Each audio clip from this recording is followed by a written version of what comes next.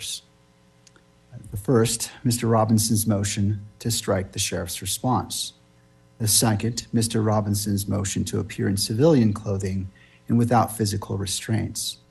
The third, the sheriff's and Mr. Robinson's request to limit or exclude visual recording and photography in the courtroom. And finally, the fourth matter, the state's request to have all non-evidentiary hearings held remotely. The parties have stipulated that the state's request to hold non-evidentiary hearings virtually, as well as the parties' joint request to limit electronic media coverage, both require further briefing. Those issues are not yet ready for the court's decision. To facilitate that briefing, the court directs as follows. If the state wishes to have all non-evidentiary hearings conducted via WebEx, it must file a separate motion. The court will not rely on prior briefing. The standard timelines for response and reply apply, and the parties must file a request to submit and request a hearing if desired. If the parties seek to limit or restrict electronic media coverage, they may file a joint motion. Again, the court will not rely on prior briefing. That motion must address the factors set forth in Rule 4-401.01 sub 2 of the Utah Rules of Judicial Administration. Standard response and reply times apply, and the parties must file a request to submit once the matter is ripe for decision. The court took under advisement two issues, the motion to strike and the motion to appear in civilian clothing and without restraints. Court now issues its ruling. In regards to the motion to strike the sheriff's response, the prosecution and the sheriff's department filed a joint opposition to the defendant's motion to appear in civilian clothing and without restraints. Mr. Robinson moved to strike the sheriff's portion of that filing, arguing it was procedurally improper because the sheriff is not a party. At the hearing, all agreed that the sheriff's department is not a party in this case. The state and the sheriff's office nevertheless argued that the sheriff may file memoranda as a non-party. Mr. Robinson disagreed, but did not object to the court considering the sheriff's position on security. The court finds that the sheriff's department is not a party to this case, and therefore its joint filing with the prosecution was procedurally improper. Accordingly, defendant's motion to strike the sheriff's response is granted. However, under Rule 3-414 of the Utah Rules of Judicial Administration, the court is required to coordinate courtroom security with the sheriff's department. Consistent with that rule and with the defendant's agreement, the court has considered the substance of the state's opposition and the memorandum prepared by the court security director that was attached to it.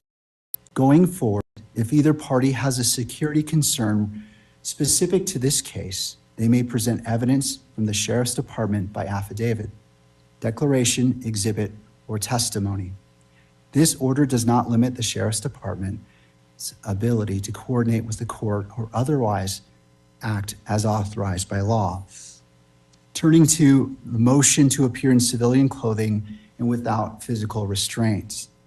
The parties agree that during trial, a defendant has a right to appear in civilian clothing and that any restraints must be concealed from the jury. Mr. Robinson now seeks to extend those rights to all pretrial proceedings. The court considered each request separately. In relation to request to appear in civilian clothing, Mr. Robinson asks to appear in civilian clothing at all pretrial hearings. He argues that the extensive media coverage of this case creates a real risk of prejudice if the public and potential jurors repeatedly see him in jail attire. The state, the sheriff's department, and the court security director opposed the request, arguing that jail clothing assists with safety and identification. The court has balanced these competing concerns. The case has attracted extraordinary public and media attention. Images of Mr. Robinson in jail clothing are likely to circulate widely and influence prospective jurors. Given the scale of that publicity, the risk of prejudice is significant. However, Mr. Robinson's, let me see here. As previously stated, Mr. Robinson sits before this court presumed innocent, and that presumption remains unless and until each element of every offense charged against him is proved beyond a reasonable doubt. To date, this has not occurred, and the presumption of innocence remains. Balancing these factors, the court finds that Mr. Robinson's right to the presumption of innocence outweighs the minimal inconvenience of permitting civilian attire, and Mr. Robinson shall be dressed as one who is presumed innocent. Accordingly, the defendant's request to appear in civilian clothing for all pretrial proceedings is granted. Defense counsel is directed to coordinate with the jail to ensure that this order is implemented, and the court further orders that if the clothing be provided 72 hours prior to any hearing. To the second request to appear without physical restraints, Mr. Robinson also requests to appear unrestrained during pretrial proceedings. He argues that visible restraints would prejudice potential jurors, undermine his dignity, and interfere with his ability to communicate with counsel. Rule 3-14 sub 9C of the Utah Rules of Judicial Administration requires that all in-custody defendants be restrained unless otherwise ordered by the court. The court recognizes that Mr. Robinson has no criminal history and no record of misconduct while in custody. However, the charges he faces are extraordinarily serious, carrying potential penalties of life imprisonment or death.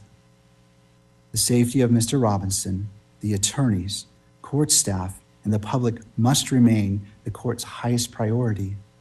The emotional nature of these proceedings also raise the risk of disruption. Given these factors, the defendant's request to appear without restraint is denied. The court directs the Sheriff's Department to conduct an individualized assessment and use the least restrictive restraints necessary to maintain safety. If those restraints impede the defendant's ability to communicate with counsel or take notes, counsel may renew the motion. I wish now to also address the decorum and media restrictions. To mitigate any potential prejudice, the court will amend its standing decorum order. The media will be prohibited from photographing or visually recording Mr. Robinson's restraints and from photographing or recording him while entering, exiting, or standing in the courtroom. In making this amendment, the court has considered the factors in Rule 4-401.01 sub 2. This is a high-profile case with strong public interest. Restricting the recording of restraints strikes the proper balance between Mr. Robinson's right to a fair proceeding and the public's right to access and transparency. In conclusion, the court orders as follows. Defendant's motion to strike the sheriff's response is granted. Defendant's motion to appear in civilian clothing is granted. Defendant's motion to appear without restraints is denied. The standing decorum order will be amended to prohibit any visual recording or photography of the defendant's restraints or of the defendant entering or exiting the courtroom. This constitutes the order of the court, and a written order and ruling will be published shortly. Both defense and prosecution have stipulated to vacate the October 30th hearing. Additional time is needed to complete discovery and to file motions addressing whether non-evidentiary hearings should be conducted virtually, whether to impose any blanket restrictions on cameras in the courtroom, and any other motions that may arise. This matter is set to return before the court on January 16th, 2026 at 1 p.m. and again on January 30th, 2026 at 1 p.m. Both hearings will be heard and held in person with Mr. Robinson present to address these issues. And that concludes the order of this court. Counsel, thank you for being here. Mr. Robinson, we'll see you on January 16th and January 30th at 1 p.m. Court is now in recess.